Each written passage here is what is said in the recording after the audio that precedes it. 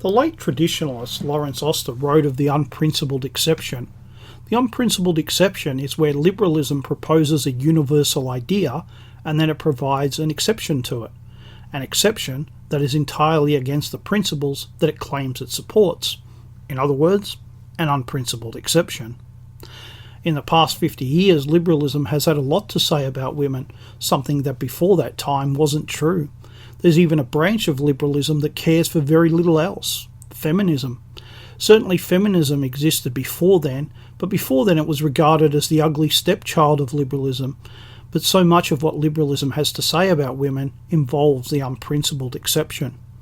Liberalism has come to believe that all people are equal, and that includes the idea that men and women are equal, that the only real difference between men and women is cosmetic.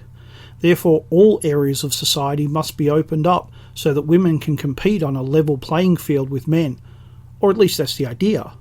The reality is a little different. In reality, men and women are different.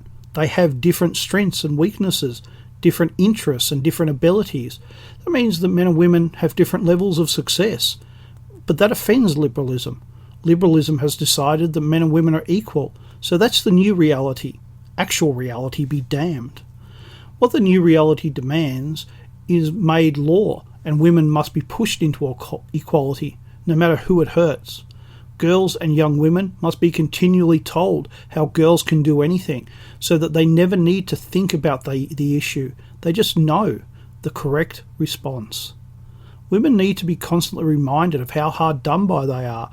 Men are the class enemy, so just as whites are always to blame, so are men always to blame when this utopia doesn't work. And men are often blamed because this utopia hardly ever works as it's supposed to. To make it work, laws are passed on equal pay, on anti-discrimination, which is of course discriminatory, anti-sexual harassment laws, and of course quotas. Equality becomes an end in itself. It is even defined as a feature of a country's national values. What all these laws do is drive a wedge between men and women, particularly over time as men come to feel that they are undervalued. And that is the whole point. To drive a wedge between men and women. The autonomous individual doesn't have group loyalty. No, they are autonomous without anything holding them back. The more society is destroyed, the more liberalism achieves its ultimate goal, and we can all become fully human. The real problem with all of these laws is that they are unprincipled exceptions.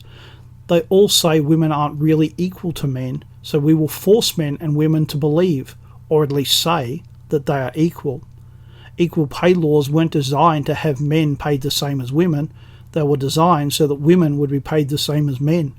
Sexual harassment laws were designed to protect women, not men. But if they were equal, how can women need protection? There is the irony. Every law designed to push equality shows that equality does not exist. If it did, the laws wouldn't be needed. The law wouldn't even be possible. Marriage, family, and a belief that we are building the future allows both men and women to see and encourage the virtues in each other. But single life does not. It encourages men and women's vices. We come to see the opposite sex not as partners in life, not in a shared future, but as rivals, as people who seek to hurt us and do us harm, as people that we need things from, but who we do not wholly trust or respect. That leads to relationships where people expect to exploit their partner. It is not a virtuous life. How can it be?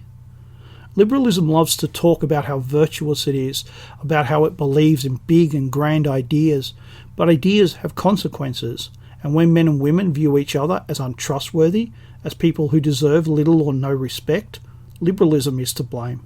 It sets us up to fail, and we have. Liberalism always wants the credit, but it's time it started taking the blame.